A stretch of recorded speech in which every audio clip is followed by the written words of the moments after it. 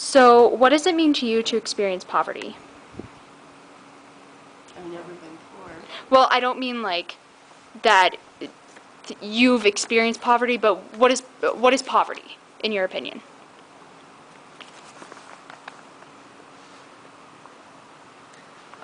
Not having enough to eat, not having education, not having a decent place to live. So, with so much wealth in the world, why do you think there is still so much poverty? I think it's really complex. Greed, ignorance. So, do you think America has poverty, or is it just third world countries? No, America has poverty. And do you think Americans today are better off than they were a generation ago? I don't know. Do you think Americans should care about economic hardship, and why? Yes, because as a human being, I think it's our responsibility to look out for each other. So, do you do anything in your community to try and eliminate and reduce poverty? Or what do you do?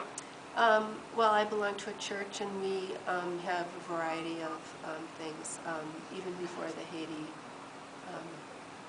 disaster, we would support health professionals who would go to Haiti and send vitamins for the kids, work at food banks and food soup kitchens, and battered women shelters, and there's a whole, that's just a few. So, do you happen to know how many people are in poverty in our state? No, I don't. How about our country? No, I don't. So, I'm going to read you a quote, and if you wouldn't mind telling me what you think about the quote or what you think it means. Okay. So, the quote is, "My poverty is not complete, it lacks me."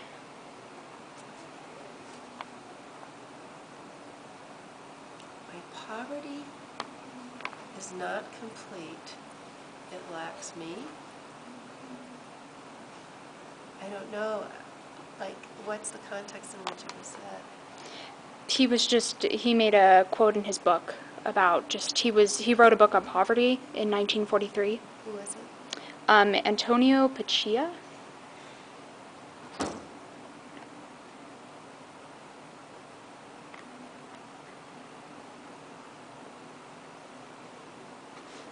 I'm totally guessing because it's totally out of context. I think it really needs to be read in context. One possibility might be that if you look at people in poverty, that if you just, that they want their own dignity and want to be seen as people. And so if you don't see the person who is poor, rather if you just look at the poverty and not the person who is poor, that you're you're lacking respect for the person. It's just a guess. And what do you think the solution is to end poverty? I don't think there's one solution. I think it's,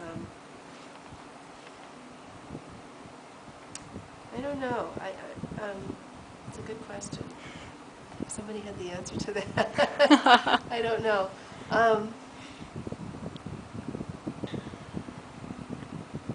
I don't think it's just throwing money around. I don't think that that in itself does it. But I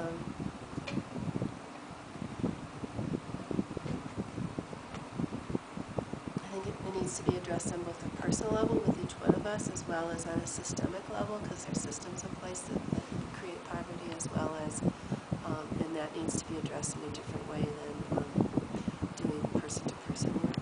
So people are poor because of inequities in government structures, and like the NAFTA trade policies created a lot of poverty in Mexico. So that would have to be addressed at a bigger level than just like sending food to somebody. Like that old thing about if you give a person a fish for a day, it's not going to do any good. Right. I mean, it's going to do some good, but it's not the same. So I don't think there's one answer. I think